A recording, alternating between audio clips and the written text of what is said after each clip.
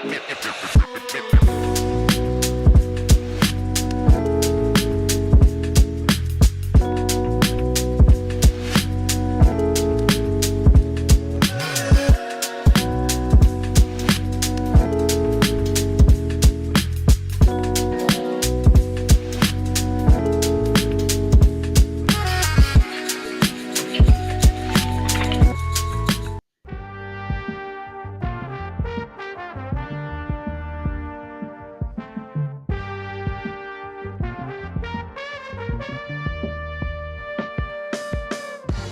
is up, everybody, and welcome to the All-NBA show powered by FanDuel, America's #1 sportsbook. Get started with $150 in bonus bets when you win your first $5 bet at FanDuel.com/All-NBA. I'm your host, Adam Mares. I'm joined by my esteemed guest colleague, the permanent sub from the Low Man Help. It's my guy, Marc Campbell. Marc, what's going on, brother? Not much, man. Thanks for having me in today. Thanks for coming on. You always fill in for us here when Legs is out. He's on a little vacation before the playoffs begin, and he won't get to see his family for 2 months. So we'll forgive him for this week. But little did he know he would be leaving on such a crazy week that this would happen. Michael Malone fired. We're obviously going to lead with that. We're going to talk about the Lakers and the Thunder had their rematch game, 2 games in a row. Very interesting there. Celtics, Knicks, Bucks, Wolves. We're going to get to all of that, but we have to start with this crazy one. And I'm going to start here. I told Legs last week, I know you were dialed in. I told him last week when Taylor Jenkins was fired, I said, one place to keep an eye on, maybe it would be Denver. I think they might have an opening. He said, that's insane. That's crazy. Little did we know, a week later, Michael Malone would be fired with 3 games left to go in the regular season. This is a team that, like, 2 weeks ago, Mark, it wasn't crazy to talk about them as title contenders. They might have been on the outs, the fringes, but it's like, hey, they've got a shot. And then they fire their coach and their GM. What do you make of this news? Man, this is your backyard. So you're going to be the one that's going to have all the juicy morsels to go along with this. But it does seem something that I would feel like is a out of left field thing to fire your all-time winningest coach, Jokic's only coach, and only 2 years removed from your first championship. I mean, it's one of those things with 3 games left. You would think that this would have to be something where he went into Kroenke's office and was like, I'm out of here or something. Like there's no way to tell that. Like I could see Booth, and I've heard people talk about how if you're going to get rid of somebody in the GM spot that you know you're going to get rid of, there's a lot of things to be done in terms of planning for pre-draft workouts, what the strategy is going to be, how you're going to build, all these other things. So I can assume that that's like a different level of timing for getting rid of them. But Malone, to me, seemed like it was out of left field. And to see both of them gone after all the friction they've had, after the whole civil war that's been going on within the Ball Arena offices back there, it just seems really, really crazy to me. But you're the guy that knows the most in here. You're plugged in. So, like, was it mutually assured destruction from the start? Did they feel like one of them was going to win? What happened? So I think that this is somewhat common throughout the NBA, that there is some level of tension between different factions of an organization, whether it's ownership and management and coaching staff and players. I think it's normal to have a tension, and maybe even there's a healthy amount. Theirs was the most I've ever seen. I think it was absolute hatred of one another, to the point of where I think that there was even a little bit of sabotaging of each other's agendas, right? And so you're trying to build a team and roster and a culture and move forward and try to win a championship. But you have this secondary goal of, yeah, but I got to make this guy look bad, or I just don't like this guy's plan, so I'm not going to buy into it. And to me, it was clearly over the line of what you could overcome throughout the course of the year. So yes, I do think this was mutually assured destruction between the two of them. Whether they knew it or not, I don't think they could help themselves. It almost reminds me of like The Prestige. I know you're a movie guy. You know, it was like the rivalry was so intense that both of them were destroying themselves in order just to get the one up on them. And to me, I thought this was coming. I thought it was coming in the off season. It's why I talked last week about I'm not sure Denver might be a team that is going to have an opening. I just did not think it would get to the point where the Kroenkes, the Nuggets owners, believed that they had to do it the week of the final week of the season. That's the part I want to ask you about, which is this a punting on the season? Why do it now? It almost signals there's no point in waiting. Season's over. Let's just go. Man, I don't know. It really does seem, you talked about it earlier. If you have Jokic, you kind of have a fighting chance in almost anything. So it does seem weird that they would get rid of his guy, because Malone and him have been together the entire time that Jokic has been there. And so it does seem weird, but there's also the point of it of like, you saw what happened with Doug Christie in Sacramento when they got rid of Yeah. Mike Brown. Like, this is a common thing in the NBA. Like, you can breathe a new breath of fresh air into the locker room. You've seen some of Malone's press conferences lately.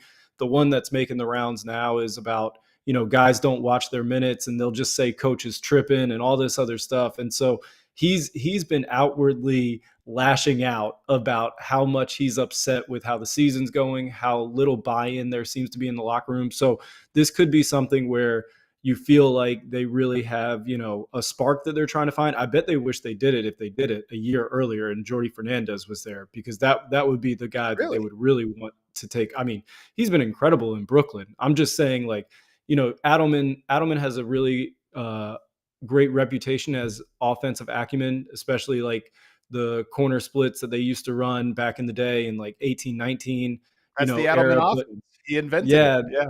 yeah, so that was big in like the first iteration of the Jokic era of the Nuggets and Paul Millsap time and all that other stuff. So like he's got a lot of groundwork laid with Jokic and kind of the guys on the team, but it's one of those things where it has to feel inside the locker room of like, man, what are we doing? Like, you know, and the Peyton Watson, Aaron Gordon instance, like all these things, it's very difficult to know what's going on in real time, but it's a lot easier to connect the dots backwards once you get to the end. And like now you can kind of start to see all these fractions, all these things that you can connect back and see, man, like this was going to blow. And I know some things that went on behind the scenes, but it did feel like Malone had an agenda, Calvin Booth had an agenda, and their agendas weren't aligned. And at every single turn, they went out of their way to rub the other the wrong way and kind of put the other's agenda on their back burner. And I think in the end, they did it themselves.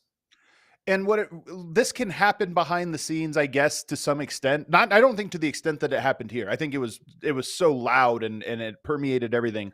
But that was the problem, is that was an unhappy organization for the last year. And when you talk about the frustrations on the bench and some of the lash outs and different things, I don't think anybody was happy to come to Denver this year. It's one of the reasons I was low on them coming into the year. I actually predicted they were going to hit their under, like this is the first time I've ever been lower than what their projection was.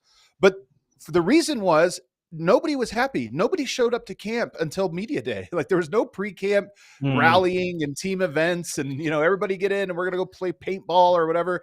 There was none of that. And the building just had a weight to it of like, man, this does not feel like a team that is, 8 months away from winning a championship. And so that to me is what happened, is this rivalry happening in the managerial level, the coach in the front office, and everybody felt it and sensed it in a way that just poisoned the organization. And I think the team doing this signaled this isn't going to work. And I don't know if it's punting on the season. This is the part I can't figure out, is the timing, because I agree with you. I think this is likely just a last ditch effort to say we can't throw away this year. We have Jokic in his prime. Let's just try something. I don't think it's going to work, but let's just try and give that little jolt with Adelman at the helm and see if they can do Mhm. something. But that's also unrealistic. The whole point of an 82 game season is you work towards your best self. The Nuggets don't have Yeah. time to work towards their best self in 3 games, Mark. They are who they are.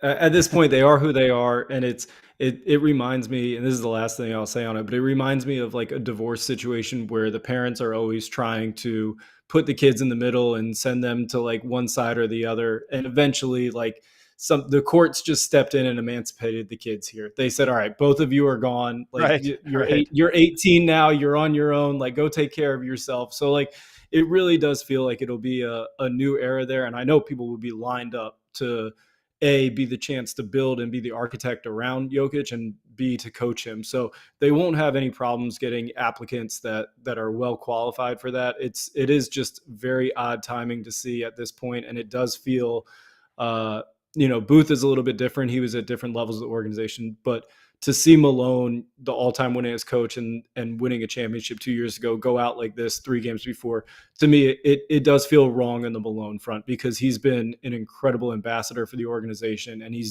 no matter what you think of him in terms of young guys, not developing the bench, all this other stuff, like when they got there, they were not this. And so it's really easy to look at what expectations are and forget where they were at the Emmanuel Mudiay days, coming out, Kenneth Faried, like those coming out of those times into this. Like, I felt like Malone probably deserved a little bit better here. I do think he was like one of the perfect coaches for the moment that they had, because to your point, they needed a culture. The Nuggets are not one of these prestige organizations. They're not even a particularly well-run organization. And he came in at the right moment and sort of established the culture that led them to a title, the first title in franchise history, tied the winningest season ever last year with 57 wins in franchise history. So for sure, he's a legend. I kind of agree with you that just on merit, it probably wasn't fair, but I always go back to the number one person I think the organization owes anything to is Nikola Jokic. And I don't know that they got his blessing for this. I'm sure that they knew how he would feel about it if it happened. You don't, as an organization, you do not risk this if you think it's going to piss off a guy of Jokic's stature. That being said, I think that they owe it to him, and they must have looked at this and said, what are our chances to win going forward with status quo? 0%. The vibes are horrible. They've lost 12 of they're 12-13 in their last 25 games. Like, this thing is clearly off the rails. And so maybe this is like a Hail Mary, this is the adrenaline shot to the heart. It's not going to last forever, but is it going to last for 4 rounds and we could just hopefully ride it? Probably not, but maybe that's what they were thinking here. Lastly, so I look at this and I go, there's 2 things when we think about where you go going forward. The Kroenkes have traditionally been one of the cheaper ownership groups, especially with regards to things like front office, coaching staff, and what have you. But Nikola Jokic is in his prime and on this team. So how attractive of a job is Denver now for a head coach going into the summer, knowing that you might not get the big payday, but you get to coach one of the all-time greatest players, who's lowest maintenance player in the NBA, and you get to get him in the absolute height of his prime? How attractive is that job? Yeah, I think it's going to be the most attractive one on the market, especially the GM role as well. So they'll have their pick of the litter. They'll be able to go out there and I don't know if they're going to try to poach somebody. I don't know if they're going to go with whoever's on the market, but they will have the opportunity to approach somebody and say, we want you to coach this team. So they're going to have time to go through the Rolodex. They're going to have time to hire whoever is going to be the architect of it first, and then have him bring on, a coach, whatever they choose. But there will be people lined up trying to coach Nikola Jokic and wanting to build that team. How would you build around Jokic? Let's say they hired Marc Campbell. They're like, you know what? We saw you on the All NBA show, man. You're incredible. Like, we're putting you in charge here. Fix this for us. Like, what type of roster are you trying to build around Jokic? I mean, you've already seen kind of the blueprint, right? You want to have really tough-nosed defenders at the point of attack that can keep a lot of the danger away from Jokic before it gets to him. You're not going to have him be the anchor of a defense that's going to be, Mitchell Robinson, Rudy Gobert playing that type of role. You want to get the danger away from him. So they had guys like KCP, guys like even back in the day, Gary Harris, like they had that formula. So I think that's the first thing that you want to kind of like think about. And then those guys, they have to be able to survive enough offensively, shooting wise, that everything else can function spacing, because Jokic is going to get you easy buckets when it comes to cutting, or he's going to get you easy buckets in terms of rotation and swing. So the shot quality is going to be there. They just have to bring in enough talent that can score the ball from the outside while also providing this kind of like protective shell around him, because that's what they did when they won the championship, whether it was KCP, Christian coming in off the bench. Aaron Gordon was phenomenal during that stretch. They had this really nice, like, cohesive unit defensively. And I think it starts there when you're thinking about building around him, because the offense, it can really take care of himself. I mean, he's got like the James Harden, I am the system. Like, Jokic is the system. You're not going to need a incredible offensive system. He's going to make it work. So it starts on the defensive end, and it starts with guys keeping the danger away from Jokic before it can get to him. So a Cason Wallace type. I mean, that's the type of guy. Yes. He can shoot the ball. He can handle it just enough. Not going to be a star at those things, but defensively, your pick and roll coverage, he's recovering over the screen, is because Jokic has to play at the level. He has to kind of come up. You can't do a lot of nuanced, in my opinion, different coverages. So you need somebody that recovers off of those as quickly as possible. Yes, I mean, basically, could they just take all of the OKC guards and just bring the like if could they take Kaysen and Yeah, Caruso, right. Williams, Dort? Could they just have all them? They'd be fine. Absolutely, that's the team you want to build. So I have to put my this is the crazy trade season. Like we're kind of early. This is more of a summer thing, but I was thinking about it last night because if a new GM comes in, Yoke has never played with another all-star, all NBA player, or all defensive player. And I have to imagine the Cronkies look around and say, we did this for 10 years. It's never happened before. There's never been another all-star that's played 10 seasons without one of those guys. We have to provide that to him. So who's around? Obviously, you want to look at a Giannis. Maybe you would look at a KD. I mean, these are guys that are maybe gettable that you would go after, but pie in the sky. So then I started thinking about what if you go a little lower, a little deeper, and I came across Franz Wagner. And I wondered, you have Franz and Paolo. Are they going to work long term? I don't believe in that duo. I like both guys, but I don't believe that that's how I would build a roster if I was starting it. Orlando desperately needs shooting. So I was looking at that of like, if you went away from Jamal Murray as your co-star to Franz Wagner, it changes things in a lot of ways. But I feel like you could put 3 role players around those guys that do the finishing work, that do all the other stuff. And those 2 guys, I think, would have a pretty good interplay. So what would you make of that? Just something I that don't. came to me last night. I don't think there's any way Anthony Parker and the Magic would ever let Franz walk out of the building without, really like getting the whole thing back, like Luka level, like, oh my God, trade stuff. I think they love him That in much there. better, huh? Interesting. But there's just something about Franz that would be absolutely perfect for this. And there's 2 things. One, he takes on the toughest defensive assignment every night for them on the perimeter. He will go guard small point guards on the point of attack. He will guard wings. He fights like hell to get over ball screens. He is not scared to actually mix it up, gets deflections. And on the other side of it, he can do a little bit of both. He can give you ball handling. He can run pick and roll actions. But one of my favorite things about him and where I think he would really thrive with Jokic is he's such a great cutter. And especially they run this stuff where he'll set back screens and they can throw over the top to Yeah. him slipping. He does such a phenomenal job of that, and he would absolutely have a field day playing with Jokic. I just don't think there would be any possible way they could get him out of there. Yeah, probably not. But they do need shooting. I just look at their roster and I think as talented as they are, the pieces, and they've been unfortunate in that they've had some injuries. Like they haven't been able to see this through as long as you would like. But I also I just know that the arc of young teams figuring out who they are. And the number one common mistake is teams wait too long to make the pivot. You have to identify your guys. And I think Orlando's we kind of need to identify what it is we're investing in going forward. That's my personal opinion, but we'll see. That was the only thing I could come up with where I was like, what's like one move? And maybe it's, you have to add to that pile. Maybe there's more you throw in, obviously, but I'm just saying the framework of those guys, maybe there's something there. All right, let's take a break. Let's get to the actual games on the other side, though, because there were some really good ones in the association last night, including the Celtics sweeping the Knicks, the Lakers falling to the Thunder when Luka got ejected, but some interesting stuff there, and then the Wolves collapsing against the Bucks. All that on the other side. Join FanDuel today. You'll get started with $250 in bonus bets if your first $5 bet wins. From 3-pointers to steals to assists, FanDuel has so many ways to bet your favorite players and props. Right now, you can get in early and pick who is your favorite to win the NBA Finals. Everybody, especially the chat, has an opinion. They know exactly who it's going to be. But you can hop on FanDuel and make your prediction right now. Is it Oklahoma City? Is it Boston? Is it Cleveland? Is it somebody else? You can hop on right now and lay down the odds before they change. Plus, after the game tips off, you can even combine live prop bets into same-game parlays for a chance to win big. Just visit FanDuel.com/AllNBA to get in on the NBA playoff action. That's FanDuel.com/AllNBA for your shot at $250 in bonus bets. Must be 21 or older and present in select states. For Kansas in affiliation with Kansas Star Casino, or 18 plus and present in DC. First online real money wager only. $5 first deposit required. Bonus issued as non-withdrawable bonus bets, which expires 7 days after receipt. Restrictions apply. See terms at sportsbook.fanduel.com. Gambling problem? Call 1-800-GAMBLER or visit fanduel.com/RG. Also want to tell you guys about Lucy Nicotine, 100% pure nicotine, always tobacco-free, available in pouches, gum, and our favorite, the Breakers. Breakers are pouches, but with a capsule of liquid flavor inside that helps saturate the pouch. Breakers are available in 4 milligram and 8 milligram options.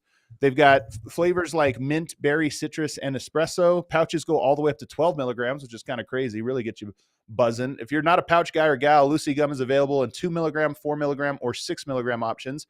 You can set yourself up with a subscription and have Lucy delivered straight to your door. No more weekly gas station trips. So level up your nicotine routine with Lucy. Go to lucy.co/allnba and use the promo code allnba to get 20% off your first order. Lucy offers free shipping and has a 30-day refund policy if you change your mind. That's lucy.co and use the code ALLNBA to get 20% off and always free shipping. And here comes the fine print. Lucy products are only for adults of legal age, and every order is age verified. Warning, this product contains nicotine, and nicotine is an addictive chemical. All right, back here on the All-NBA show, do us a favor and hit the subscribe button, hit the like button. We're doing this 4 times a week. And usually we start with the games. We had to start with the firing, but there were some good ones last night, including the Celtics beating the Knicks in overtime, 119-117. They got the season sweep, and the story to me was Porzingis, 34 points, season high.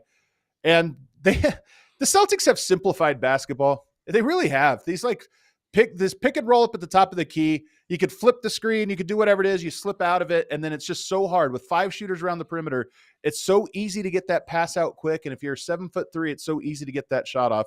That worked really well. It worked over and over and over again against the Knicks last night. That's what stood out to me. What about you, Mark? Yeah. Yeah, I mean, 19 made threes versus 11. That's 24 points there. If Porzingis is going to shoot, he had 8 threes last night. If he's going to shoot it and be hot, because he's streaky. There are nights where like he can really, really get it going, and his floor is good as a shooter, but like his ceiling, when he gets it going, their offense is unguardable. And it's something that it isn't always going like that. And there are times where they can get a little, trigger happy going for quick threes with Porzingis in the trail. But if he's got it going, they're an absolute machine, and there's such a problem to deal with when it comes to that. That was one thing that really stood out to me on the Boston side. The other thing on the Boston side, which was kind of like going down the stretch, you could really see Tatum start to hunt Bridges. And it was incredible to see how unbothered he was by Bridges. And one thing is his size, his skill at 6'9", he brings it every single night. And it didn't matter if it was pull-up threes off the pick and roll, if it was getting downhill into pull-ups, if it was post ISOs, mid-post ISOs, step backs. He had absolutely everything going, and it looked like workout shots. There was not any touch of out of rhythm, not on balance when it came to the possessions against Bridges. And that to me stood out, because if they're going to have a chance against Boston, it's got to be OG on Tatum. It can't be Bridges, because he's a little too small for Tatum, and Tatum does not seem to be bothered at all by him. Do you think the Knicks can make that happen, though? I feel like the Celtics are the best in the league at getting the matchup they want. Yeah, they're really good at it. I mean, they didn't have to work very hard for it last night, because that was the matchup that the Knicks were going for. I think you saw a formula for the Knicks last night. Like, if you want to think about every other game they've had against the Celtics has felt a little bit like they're not even in touch. Like, they don't have the right thing going when it comes to how they're going to run their offense, how they're going to be able to function, where they're going to pick the holes at. And last night felt like the first time where they really had a formula going, where if Towns is going to be guarded by one of Brown, Tatum, or Jrue Holiday, we're going to post him. Last night, he had 9 post-ups, second most of the whole season for any game, scored at 1.222 points per direct post-up. And to me, when you get that, especially against Boston, that's the thing that they love to do. They love to put Porzingis on not the big guy, so he's able to not be in the pick and roll action, so he's able to be a roaming help defender, and he can cause so much havoc. And so Towns being able to actually post and score in the post and demand a double, and that opens up everything else. And the next thing it does is New York also put Porzingis in the action with Hart, with Bridges. You saw at the end of the game, Bridges got two pull-ups, got a slip. Hart was all over the place hunting these DHOs, these pick and rolls with Brunson. And it's something that you can, if you're a Knicks fan and you're looking at it, you're like, we're going to see these guys in the second round. It at least gives you a little bit of hope to say, like, okay, this is our formula. This is what we can get to. We're going to bring Porzingis up to the action because Brunson's in it. We're going to get Hart and Bridges playing 4-on-3. And if Towns is going to be guarded by a smaller guy, we're going to make sure that he's going into the post. He's not, drifting on the perimeter, trying to get drives against these guys. It's bully ball action. And so you saw a formula from New York that says, maybe, just maybe. So let's break this down, what you're talking about. Bringing Porzingis out on the perimeter because they're trying to hide him on a wing, not hide him, but hide him so that he's not in the pick and roll option. The Knicks say, who cares? We're going to run guard to guard action then and just still use him in this. And one of them, there's two reasons. You talked about the Towns part of this. Let's get to that in a second. But the other part is when you run those screens and you slip out of them and you have guys that are really good at slipping out, including Hart, they're attacking now Derek White as the rim protector, Jaylen Brown, Jason Tatum, instead of Porzingis. So Porzingis is out, and now those guys who are very good defenders, but they're not as intimidating if you get a head of steam downhill. So that's the first part of this that you're talking about. And guys like Hart, OG, Bridges, they're good at finishing off of those slips. Yeah, it's one of those, it's where you can put together like, okay, New York put this thing together in the summer and they spent a lot in terms of assets going out, DiVincenzo, Randall, 5 picks, these things that made this team last year really hum, and they had a grittiness to them. And during the regular season, there's been so much noise about how many minutes everybody's playing, but it seems like they've got to the end. They're kind of healthy, and they were built in mind for Boston because this conjunction of players, this makeup of them, they have the things that can actually attack this Boston defense. And this started a while ago with Robert Williams of putting him on whoever was going to be the low man help guy. So he was able to roam, block shots, and they've just evolved it into Porzingis. And when you see that happen and you see him get up to the level in actions, Brunson is the thing that makes him not be able to hang back. Because if you hang back on Brunson and if you're not up to the level, he's going to punish you. We've seen last year, he is a playoff riser. I mean, there is no part of any of Philly or Indiana that wanted Brunson coming off any action, getting breathing room. So he demands that you come up to the level, and bringing Porzingis into that action, it unleashes this 4-on-3. It unleashes this pocket where Bridges, Hart, these guys are not the most skilled guard wing players, but you're used to getting a big guy in that action, like Mitchell Robinson turning and facing. Like these guys are top percentile skill wise for that position on the court. So being able to get those guys in that action, like there's a real formula to it. And the only way you can do it is if you're willing to post Towns and if you're willing to take advantage of these other mismatches to say like, hey, like we've got this other point of attack we can get to, even if we don't get this initial action off the Porzingis screen.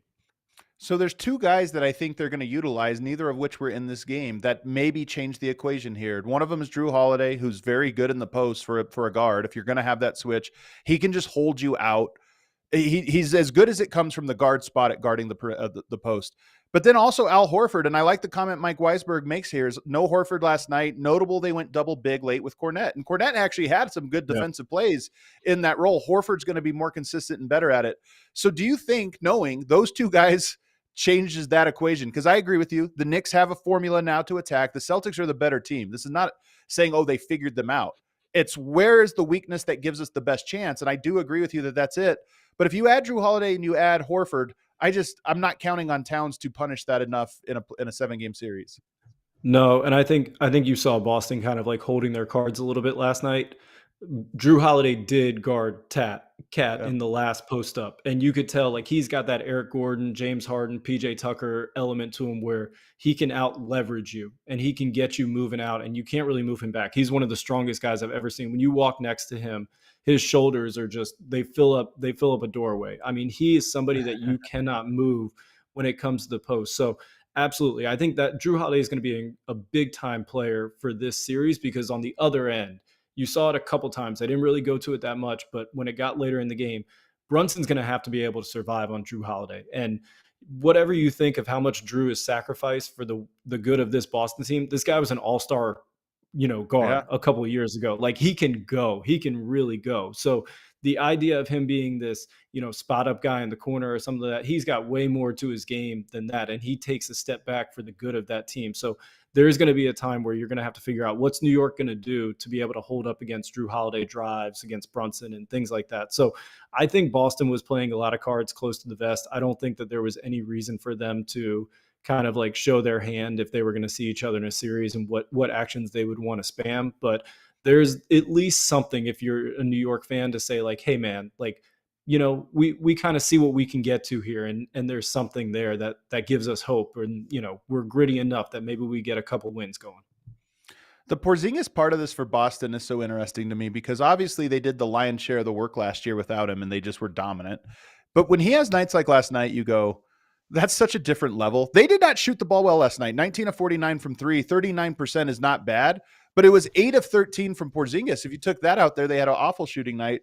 But I just am so curious, like, we're getting ready for the playoffs, we're all starting to think about who we think's going to win it and this or that. And I think I'm just leaning back to Boston again, in part because they know who they are, they know what they're doing. But the Porzingis factor is this thing where I'm like, they're actually better than what we saw last year at their best. We didn't get to see the full thing.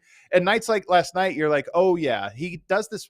Not even that, it's somewhat regularly that he has nights where you're like, oh yeah, he was the pivot point. He got 13 threes off and he made 8 of them. Do you agree with me Yeah. that when you watch Porzingis, Yeah. you go, oh yeah, this team's better than they've shown?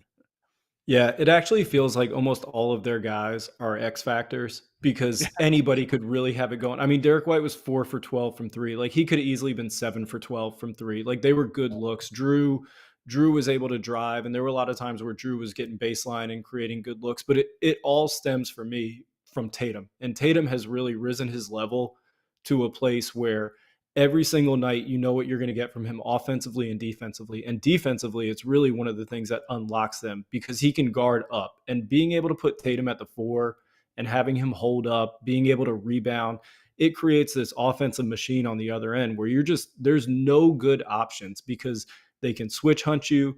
If you play in deep drop like the Knicks did earlier in the game, Tatum can get downhill. He can find middies. If they get to a place where they can get kickouts and drives, they get the blender going, the Quinn Snyder blender, and it's just good shot after good shot after good shot. And that stood out to me the most, especially early in the game. It felt like New York had this wave of emotion and good play going, and the Garden was alive, and they had Boston a little down. Then you look up, and it's like, oh man, they're only up 2, I and know. Boston's they're a tidal wave of shooting, and the math be mathin', man. Eventually, Uh, it catches up. It just catches up with you. And 19-11, you can't really overcome that every single night, and especially 4 times out of 7. yeah. I agree with you, man. I think if you're the Knicks, this is what's interesting about this game is if you're the Knicks, I think you walk away saying, okay, that's the formula. We got swept by this team. They're better than us, but do we know how we want to attack? And their answer is yes. And if you're the Celtics, you look at it and say, yeah, we could take that best punch. Yeah. That is tough. That is your best Yeah. chance, but we can handle that.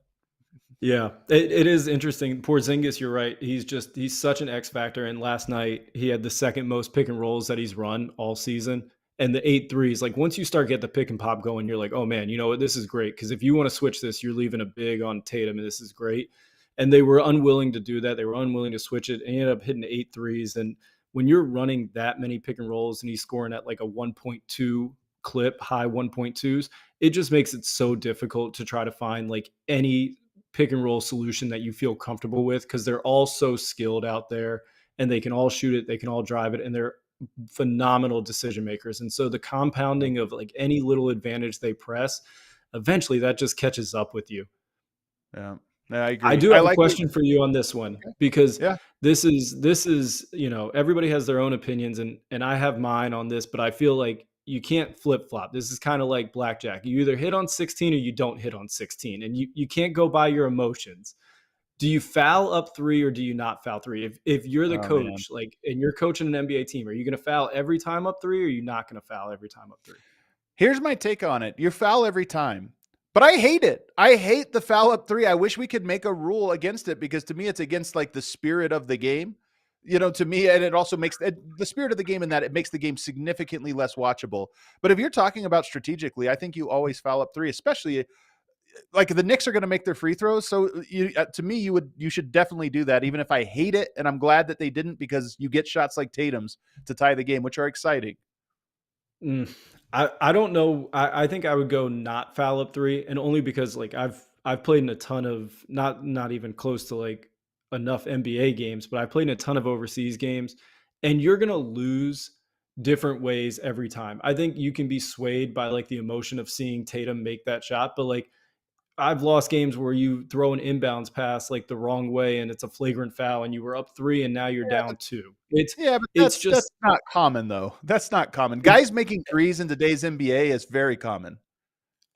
do you know the math on it? I would be really curious to know the math on like how many times in this situation, like, do you end up benefiting by fouling or do you end up like benefiting by not fouling? Because I think you can get really swayed and like we just saw that shot happen. So oh man, this was bad. But there's a ton of missed shots. Like the Toronto Raptors missed one against Denver earlier in the year, right? They had one rim out by RJ Barrett or something like that. Like, they didn't foul, they won the game. So there's other scenarios where you win the game by not fouling as well. I didn't watch this game live, so I'm not able to tell you. I knew the outcome when I watched it, so I can't tell you how I felt. But I imagine if I was watching that game and I saw Tatum elevate for the three, I would say, yeah, that's probably in. Like that's the shot he wants. He got to his spot. He was always going to get to his spot, and he tied the game. So, but more than anything, I just don't like the spirit of the rule. And the Celtics do the thing where they foul up 6, because then all the best you can do is cut the game to 4, which is still 2 possessions. And at some point, I'm like, what are we doing, man? The end of games are supposed to be the most exciting part. And often they're just so cumbersome. They take forever. That's my old man Yeah. rant, at least. Yeah. I'm all about the entertainment and spirit of the game, Mark. That's really where my allegiance lies. Let's move on to another game because it was very interesting. The Lakers lose to the Thunder 136-120. And I have to set the table by saying, I really do apologize to Thunder fans. I think your team is incredible. And I swear we only talk about them through the lens of how to beat them. And it's because that's the only thing that's interesting about them. They're so dominant that you have to talk about where are the weaknesses. This is the matchup, the one matchup I think in the West that I look at and I go, I think the Lakers can beat them. In games like last night, even though they lost by 16, tell me the story. Luka, first, let's just start with this. Luka's 23 points in 31 minutes and he gets ejected. And that really was the story of the game. He was allegedly talking trash to a fan sitting courtside. The official interpreted it as talking trash to him. It was his second tech and threw him out. What did you make of that moment? I don't know what was said. There's a few magic words that you cannot say. And who knows what was said? Like, I haven't seen, you see like the leaked audio stuff on Right. the internet I have no idea what was said, but it was pretty clear. There's a few videos. It was pretty clear there was a guy he was talking to that was in like a black Oklahoma City jersey with like the orange trim. It was pretty clear they were having a conversation. And so I have no idea what was said, but it felt like JT Orr, he felt like he was personally aggrieved by it and that it was directed at him. So it reminded me somewhat of how the Lakers guys were reacting of the Andre Drummond ejection earlier in the year, where they had to go get him and bring him back. Like, there was a point where I was watching where I thought like that was going to happen, or the Lakers guys were at least trying for that. But it does feel a little, as a fan, like we got cheated from seeing a really incredible ending, because that was lining up to be like one of the games of the year in terms of coming off the baseball series, and Oklahoma City really had something that they weren't playing for seeding or anything, but you could tell like they cared about this. Like they had a lot of juice going into it, and so did the Lakers. So I would have loved to see the end. We'll never know what would have happened, but it was one of those things where it felt like he had to say the magic word, and JT Orr had to feel like it was directed at him. And this is an example. Fans, will jaw at players and it almost always ends poorly. This is a rare example of the fan just sitting there going like, did I just win the game for us? I created this back and forth that ultimately led to him getting ejected. So I guess that's the fallout. But the reason this is so interesting is, one, the Thunder go on to win the fourth quarter 39-22. That's the reason they won, was the dominant close. They do this a lot where they have a sledgehammer in the fourth quarter. In the rare cases that they enter the fourth quarter in a close game, they do this a lot. But at the same time, this is 2 games in a row against the Lakers, both of which LeBron and Luka just look physically imposing on them in a way that like breaks through their strength defensively. They are an insanely good defense, but for some reason they have no answer for those 2 guys. And I think it's just because they're physically too big and skilled for they have a bunch of small guards who guard the perimeter well, and it just is ineffective. So that's why I just look at that specific matchup and go, when I watch them play against the Thunder, the Lakers look unbothered in a way that nobody else is unbothered by the Thunder. And so that's the one matchup that I think the Thunder should be afraid of. I think you're absolutely right. And I would go a little bit further. It wouldn't matter to me if it was the Lakers, if Luka was still in Dallas. It would be Dallas. Right. And it really comes down to Luka, because there is no player that is unbothered less by the Oklahoma City Thunder defense than Luka Doncic. And you have seen it over the course of the past couple of years. Oklahoma City does such a phenomenal job and you saw it at the end when he was out there. They swarm. They have such great point of attack defenders. They get deflections. They lead the league in deflections and steals, all these things. And it's because they have this tenacity about how they guard the ball. And if you don't have enough ball handlers on the court, and we saw that with only Austin Reeves and LeBron at the end, they'll swarm. They'll swallow you up, and it just becomes so impossible to be able to be in rhythm and on balance with having your head up because you're worried about the basketball. And if you're ever a ball handler and you're worried about what you're doing with the basketball on an NBA court, it's over. It's done. You have to be able to see past your defender. You have to be able to be comfortable with your defender. And Luka Doncic, above any other player in the league, he does that to the Oklahoma City Thunder, in which he is unbothered and he consistently gets high quality looks for his team, whether that's Dallas or the Lakers. And so there's no player that I feel like in the West that Oklahoma City would less like to see in a series than Luka.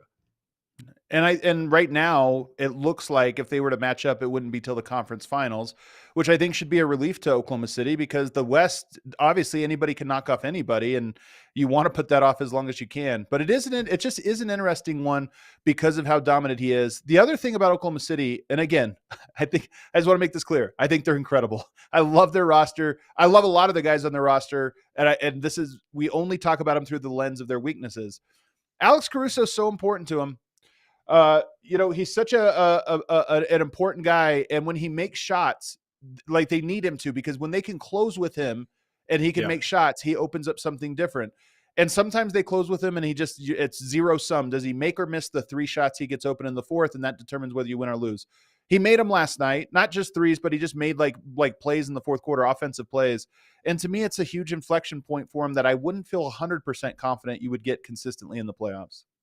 No, but that's going to be the thing because if Caruso gives you stuff offensively, he's the most versatile defender in the league. He's absolutely incredible. He's by far and away best in points per direct on pick and roll stuff. His difference between the shot quality he gives up and team effective field goal percentage that people shoot against him is the highest in the league across multiple categories like isolation, drives, pick and roll. He's one of those guys that when he sees an action, he's able to sniff it out and cover up the danger before it happens. So a lot of times you're not seeing steal or deflection or something like that. He's meeting the actions early, sniffing them out. And so to me, when he puts up numbers offensively on the shots he gets, they had the game in Minnesota earlier in the year where he hit 3 threes in the fourth quarter. When he can do stuff like that and make open shots, it unlocks a level to Oklahoma City's defense that they don't have when he's on the bench. And so he's going to be in the closing lineup. There's no doubt about that to me. He's going to be the preferred option in the closing lineup. And it might be over Dort. It might be with Dort. I'm not exactly sure. It might be with Holmgren, not with Holmgren. We'll see how that goes. They're really interchangeable out there about who's going to be on the court other than Shea and Jalen Williams. So I would assume that they prefer to have Caruso out there because he's by far their best defender. What he gives you offensively is going to be the wild card because when he's making shots, when he's cutting, when he's finishing, they're a different level defensively. And their offense isn't going to be as good. That's not their best offensive lineup, having him out there. So it already, you're like, you understand you're taking something off of your absolute best punch. But defensively, I love the way you put it because I was going to ask you what is it about him that makes him so good? But I think you're right. It's that he sees before things happen he's not reacting and I just have to be quick and I'm fast to the spot and I have fast hands. It's that he sees what's about to happen and positions himself for it almost before you act, before a cut happens, a screen happens, any of that. He's already prepared for it. And it's impressive to watch. His brain is firing so fast out there. When I had guys that would play pick and roll against him and I would be prepping guys to go play against him, there's something that he does almost better than any other defender in the league. The only one that's close is Jrue Holiday. And he's able to get up into the space and get skinny over a screen or go quickest path underneath. And he does something where he doesn't allow you to refuse the screen and get on the other side of him while also getting up into you. And if you watch him guard ball screens, it's true magic. He's by far the best in the league right now because Drew's fallen off a little step, but he is the best in the league at making sure you're not able to refuse and he's up into you where he's taking control of the pick and roll actions. He's so fun to watch guard. Yeah, he really is. He does make defense fun. He's one of those guys. I wanted to ask you, though, about Hartenstein and Chet. Is it crazy that I feel like on half the nights I watch, Hartenstein is more impactful? I don't, I'm saying he's better, but he's just so freaking good and does so many different things that it's almost like they doubled Chet. They have different skill sets, but it's like they have 2 of them now. Yeah, Chet was really one thing that I saw early in the game. Chet was really going at LeBron, and it felt like he had a gear to him where he thought, okay, like I don't think this guy can guard me right now. He was driving him, he was shooting threes, like he had a aggressiveness to him that felt like they're going to need that gear when it comes to the last rounds of the playoffs, rounds 3 or rounds 4. They're going to need that gear from him where he's a real factor offensively. When it comes to Hartenstein, it's always about what he does to amplify everybody else. You saw it early in the game. Offensive rebound, kick out three. Offensive rebound, kicked out three. When the Lakers went small with Finney Smith at the 5, he just punished everybody on the offensive glass and he was getting extra opportunities. Or if it's something where there's help, he finds great pockets. He had a nice little floater in the second half right in the middle. He's wonderful at playing second side to third side or first to second side DHO actions with guys. He's an ultimate pro and he knows his role. He knows what he's there to do. And there's something that's really refreshing about a guy being able to rise up because he started off, two-way minimum contract, third big. There's something really refreshing about a guy being able to rise up to a $40 million player by consistently doing everything right he knows, by hitting singles over and over, and it not being about how many points he scores, but people seeing the impact he has on winning and how people enjoy playing with him. It's so cool to see him go from, third big in Denver, not being able to get on the court, LA, New York to here. I mean, it's such a great rise, and it's all about how he plays the game the right way and amplifies his teammates around him. It's a cool success story because, guys, he has a skill set. Like, he can shoot a little. He's a really good passer. I think he's an underrated passer for a big man. He can do a bunch of that stuff. But what's cool about him is usually those guys early in the career, if they get boxed into being a role player of any type, it's like, I can be more than that. Like, I'm not going to make as much money. I'm not going to do this. Because he had to go the hard wet route and bounced around for some teams. It's cool to what you're saying is that he ended up being a rare success story that agreed to be put in a box, agreed to only do the little role player things, but did them so well that he actually got paid like what he would have if he would just become a high level passing big, a third option type. He's paid the same now almost. And it's cool to see it go that route. I love his game. I think he's incredible. Last team we're going to talk about, the Timberwolves lose to the Bucks 103-110, despite being up by 20 points in the fourth quarter. I think it was actually more than that at one point. And it happened in large part because the Bucks go to a zone and the Timberwolves, I don't know if they took their foot off the gas, lost focus, but they could not score. They had turnovers after turnovers, bad possession after bad possession, and the Bucks stormed back for a crazy fourth quarter comeback. It's got to be one of the biggest of the entire year. What stood out to you about it? You're absolutely right, the zone. And it's been something, anytime I watch Minnesota this year and you see them get a zone, they short circuit. It's like they literally do not know what to do in terms of getting the ball into the middle of the zone. I saw it in the game previously back in January against Cleveland. Cleveland threw 20 possessions of zone at them. They couldn't solve it. Milwaukee threw 22% of their possessions last night were zone.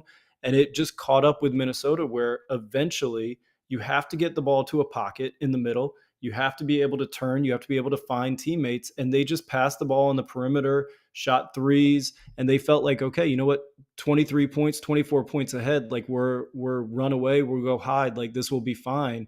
And Milwaukee walked them down. And it was big play after big play from guys that you wouldn't expect. AJ Green, Bobby Portis made big plays. Yeah. Like, the three AJ Green took, the three he took, I can't remember what it was because it wasn't to tie it, I don't believe, but he took it about 8 feet behind the 3-point line in transition, like an unforced one. And that's one of those shots where if he misses that one, because it's a wild shot, if he misses that, I think they just lose. But when he hit it, I thought they were for sure going to win because it was such a we're on fire right now. We're coming back. Insane shot. There's the shot before, I haven't seen Giannis make many threes this year. So Giannis making a three and then AJ Green taking that one back to back, like that really gave them juice. And I saw Giannis make the comments about, he was really happy that they closed with that lineup, that they stuck with it because, that lineup could be our starting lineup. And I think there's something to be said about those guys really know where they're supposed to be at in terms of the archetype and the infrastructure around Giannis. Like we need to give him shooting, we need to give him cutting, we need to give him space. And if guys are going to build the wall around him, like we've got to be able to hit shots to unclog it. And having Portis out there, having AJ Green out there, and Porter Jr. can shoot a little bit. Like those guys just did a phenomenal job of keep chopping, keep chopping, keep chopping. And if you get to, 10 points with 5 minutes left, like you're in it. So NBA games, you're never out of touch. These guys are so talented. And And there's something to be said more to me, not so much the Bucks because they should be given credit, but Minnesota. When they see a zone, they've got to be able to get the ball to a place where you can attack from there, not just pass it around the perimeter. The first time they did it, Randall ended up getting a pump fake and getting to the free throw line, but that happened after 23 straight points on the other end. That can't be Right. the case. Well, they were turning it over trying to get the ball to the foul line too. And so like what is it that they're weak about? Is it they're too deliberate? They don't have enough pressure on the perimeter to stretch you out? Why? Because that to me, that's the easiest thing in basketball. A zone, getting the Yeah. ball to the middle of the court is not the most difficult thing, but they couldn't do it. I feel like sometimes it really comes down to who they're trying to get in the middle. And a lot of times it was Randall, or you see like Gobert would be setting a screen for somebody on the outside. And I think having Gobert and Randall out there, they're not the ones you want to be able to put, if you're doing this, you want to put Gobert in the dunker spot where he can be the one to finish if help up the lane comes up against his own. But Randall can't really space the floor. He doesn't command the gravity and the respect that like a DiVincenzo or Anthony Edwards would. So it allows the zones to compress against them to a place where you can't find those soft spots and they're not putting the right guys. I think you got to get Edwards and Conley and DiVincenzo, those guys kind of like spacing into that middle soft spot, and Randall and McDaniels and Gobert being out on the court together against the zone. That doesn't really make you take that zone and spread it out. It just allows it to compress even more, and it makes it more and more difficult to be able to get the ball into the middle and then to play out from there. Yeah. They got to figure that out, because I have to imagine that's line item number one in the playoffs is, hey, throw this at them, mix it into them, because they already struggle to score in general. And if you can just cut a little bit off of that, and it also frustrates them. I think there's nothing more frustrating than when you can't score against a gimmick defense. And I'm not saying a zone is a gimmick. It's more and more common in today's NBA. But when someone throws a weird thing at you, I mean, we saw this with Denver versus the Lakers a month ago. They kind of junk up the game by sandwiching Jokic and not letting him catch it. It's a gimmick. And Denver couldn't figure it out. And there's nothing more frustrating than if it's like, oh man, this stupid curveball is getting us. It really comes down to being able to shoot the ball. And if you can shoot the ball, especially the Denver game against the Lakers or the Minnesota game last night, if you can shoot the ball, you can make the zone spread out enough where the pockets get bigger and bigger that you can attack into. And if you can't shoot the ball, like Denver against the Lakers or McDaniels and Randall and Gobert out on the court, it just makes it so difficult to get the ball into the pockets to attack. Yeah. I don't know why my camera does this every now and then. I just, we wore it out today. I have a note in here. Is there anything else on this game you want to get to? No, that's it. This Yeah. is one where it felt like, I guess the last part of it inside the game, that's all. But outside of it, man, it feels like if you're a serious team, you got to win this one. The Clippers won, Golden Yep. State won, Yep. Memphis won in Charlotte. Like all these teams have 47 wins. Like you can't let a 24-point fourth quarter deficit be something that gets overcome by a team on the road when you need this. So to me, it just felt like one of those things where, Minnesota is going to have a chance to possibly make noise, but you got to get this one. You got to avoid the play-in. You got to give yourself a chance for better seeding. And for me to have them let this one go, it really doesn't give a good taste in your mouth if you're a Minnesota fan that like, hey, we're ready. We're ready to make some noise. Like our group is together. Like we're locked in. We're focused. So that to me would be the biggest thing of Right. like, you got to get this one. You can't lose ground.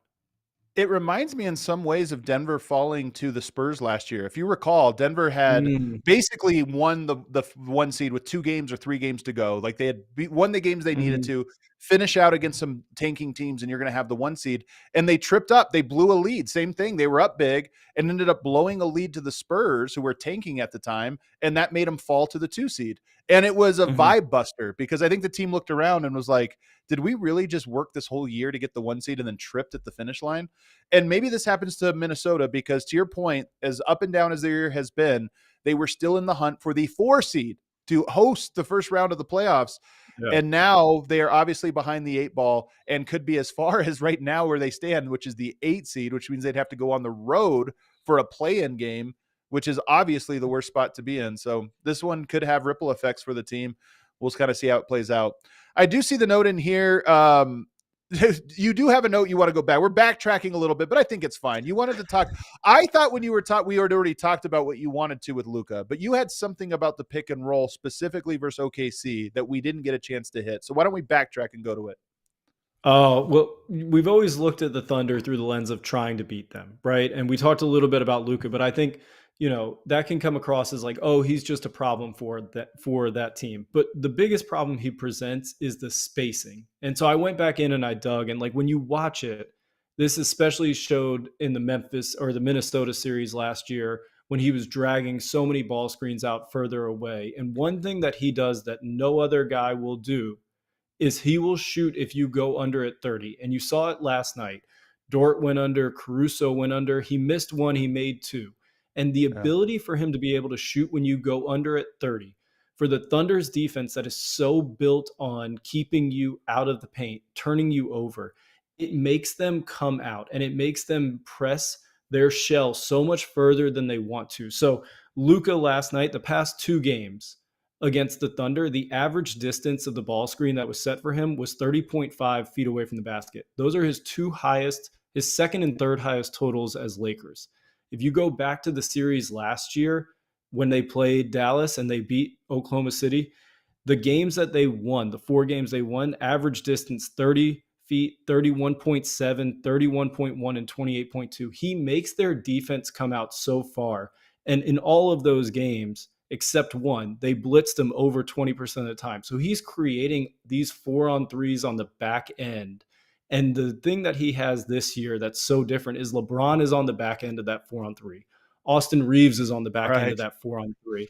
Like they're able to put such supreme talent on the back end of these 4-on-3s that, to me, this is the team that Oklahoma City wants to avoid the most. Now, that doesn't mean that Oklahoma City wouldn't be the favorite or couldn't beat them, but Luka puts them in such a problem in terms of the distance he can bring their shell out to defensively. And last game, the past two games, they cycled through everything trying to, game one, 18% drop coverage, game two, 58% drop coverage. Switch coverage game one, 64%, game two, 3%. Blitz was about Wow. the same, 12 and 18%. So like they put everything on tape against him. He's got solutions to everything. Last night he averaged 1.44 points per pick and roll. The game before it was up in the 1.16. Like he puts together numbers and great shot quality that no other player can put up against Oklahoma City. And that's the reason they don't want to see him in the playoffs, because he's got a formula that is really, really tough to deal with for their defensive coverages. Man.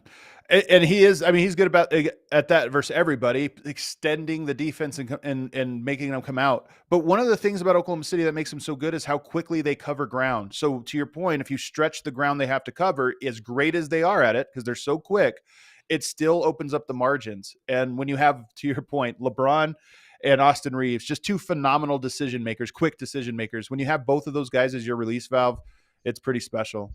All right, we had a couple super chats here. My camera wants us to go. It's sick of the show. Psycho Blue says, B-Ball Cthulhu wonders with how WWE like the NBA is with these shock firings while on top, if Adam Silver will make the first work like Money in the Bank cashing in for Shock Larry O'Brien title game. Do you get this? Did I read this wrong?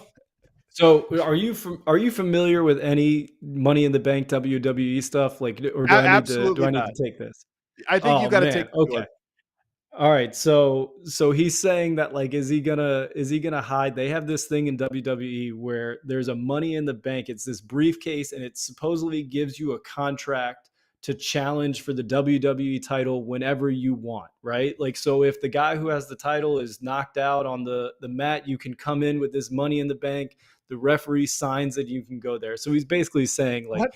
is this going to be something where the NBA becomes, some I can't see it. It's an interesting thought, but no, like, I see Adam Silver not going with Money in the Bank and trying to keep this the same, but the NBA does love the drama cycle. I don't know that we're ready for coach firings in the last 2 weeks of the season though, for really good teams. This seems very odd. Everything is mimetic. If you know it, like it's they say a copycat league, but there is like these trends that happen. And I do wonder if firing coaches in the final month of the season, two playoff teams firing their coach, is this a new trend? Is this the new normal? I mean, maybe it's just an outlier, but my God, we thought it was crazy 2 weeks ago when it happened to Taylor Jenkins and then Michael Malone. Maybe those guys go and have a beer together somewhere. I don't know. All right, start that outro music for us, James. Mark, you're always so good at this, man. Show him your notebook real quick. Can you pull it up? I want everybody to see this. No. You have, I can't you have do an it. older system than Legs. Legs even uses an iPad, but look at this. We're scribbling like the Unabomber over here. Obsessive notes. Oh, come on. Don't put that on me. This is Luka pick and roll stuff, man. Luka pick and roll. Know the distance. Right there. Screen grab that right now, Oklahoma City. That's the key right now to winning your first ever championship. You got to figure out that crazy codified notepad. Mark, you're the best, man. I appreciate you coming on. This was great. Thanks for having me on, man. Everybody, Low Man Help. You can check him out. He's got his own show. He's also got his own. It's Substack or it's Substack, right? It's a Or Substack, Patreon. man. We've got Substack, it's a Substack. We've got about 150 NBA personnel that subscribe. Over half the league's GMs subscribe and read Low Man Help. So check it out when you get a chance. And you guys see why, man. He shares all the secrets right now. Oklahoma City, they just saw the notepad. They're off right now trying to crack the code. Hit that like button for us on the way out, guys. We'll see you tomorrow.